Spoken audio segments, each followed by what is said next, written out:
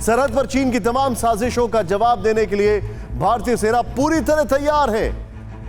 जहां एक ओर चीन एलएसी पर बर्फीले मौसम से बचने के लिए सैनिकों की तमाम तरह की रसद पहुंचा रहा है, इंतजाम कर रहा है, तो दूसरी ओर भारतीय सेना ने भी अपने जवानों को स्पेशल जैकेट, बूट्स, ग्लव्स, चश्मे, स्पेशल टेंट की सप्लाई की है। कई महीनों के लिए पर्याप्त राशन, हथियार और गोला बारूद पहुंचा दिया है, जिसकी बदौलत चीन एलएसी पर जमीन और आसमान दोनों जगह 1 इंच आगे बढ़ने से पहले 100 बार सोचेगा।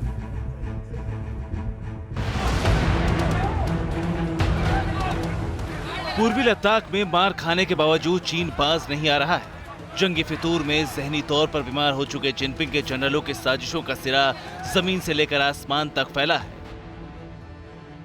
चीन भारतीय सीमा के करीब एयरबेस को लगातार अपग्रेड कर रहा है।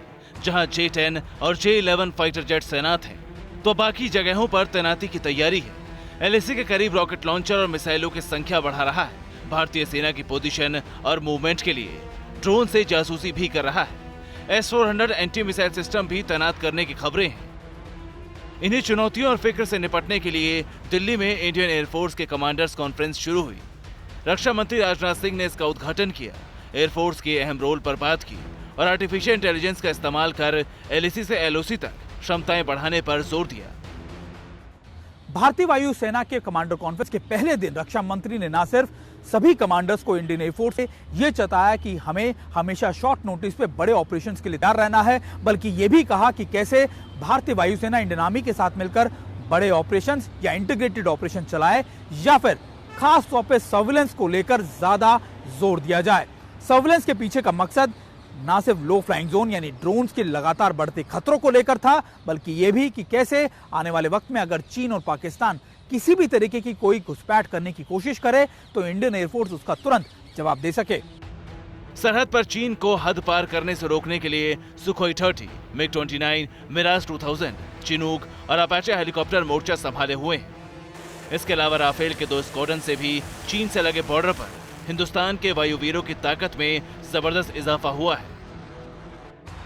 राफेल को अंबाला और हाशिमारा एयरबेस पर तैनात कर चीन और पाकिस्तान जैसे दुश्मन देशों को कड़ा संदेश दिया है। अंबाला में तैनात स्क्वाड्रन लद्दाख समेत एलएसी के अन्य इलाकों में पेट्रोलिंग भी कर चुकी है। दूसरे हाशिमारा में तैनात स्क्वाड्रन बंगाल से आगे नॉर्थ ईस्ट से लगती सीमा पर पलक झपकते चीन की चुनौती का जवाब देने के लिए रेडी है। पिछले साल के मुकाबले इस साल भी भारतीय वायुसेना लगातार ईस्टर्न लद्दाख के एलएसी के अलग अलग इलाकों में अपने काम पर या फिर अपनी मजबूती पर बहुत ज्यादा जोर दिए हुए हैं। खास बात यह है कि अभी बने वायुसेना प्रमुख ने हाल ही में न सिर्फ ईस्टर्न लद्दाख के सभी फॉरवर्ड मोस्ट एएलजीज का यानी एडवांस लैंडिंग ग्राउंड्स का मुआयना किया था, बल्कि ये भी देखा था कि न सिर्फ ईस्टर्न लद्दाख बल्कि दूसरे इलाकों में एलएसी के किस तरीके से इंफ्रास्ट्रक्चर या फिर खास तौर पर इंडियन एयरफोर्स के सर्विलेंस सिस्टम को और ज्यादा मजबूत किया जा सकता है। पिछले 1.5 साल से कम समय में न सिर्फ भारत ने अपनी क्षमताओं को खासतौर पर एलएसी पर बढ़ाया है राफेल आने के बाद, बल्कि सबसे ज्यादा जोर या सबसे ज्यादा काम किया जा रहा है इंटीग्रेटेड सर्विलेंस सिस्टम पर, जिसमें लो फ्लाइंग रडार सिस्टम भी शामिल है, जिनका मकसद है रडार्स को पकड़ना और चीन की तरफ से आ रहे किसी भी खतरे को तुरंत भापते हुए अलर्ट करना। पीएलए की हरकतों के मद्देनजर भारत ने भी बॉर्डर पर अपने ड्रोन की संख्या बढ़ा दी है। इजराइल के हेरॉन ड्रोन भी पहले से लद्दाख में तैनात है। इजराइल से anti drone system smash 2000 plus के लिए करार हो चुका है। डीआरडीओ ने भी एंटी ड्रोन सिस्टम तैयार कर लिया है। इसके अलावा ब्रह्मोस, आकाश और निर्भया मिसाइलें तैनात हैं। इजराइल से खरीदी गई स्पाइडर और स्पाइक एंटी टैंक गाइडेड मिसाइलें भी तैनात हैं। साफ है कि एक और ड्रैगन की साजिशें लगातार जारी है, तो दूसरी तरफ भारत भी पूरी तरह तैयार है और अगर चीन ने कोई भी हिमाकत की तो उसका फुल एंड फाइनल हिसाब होना तय है।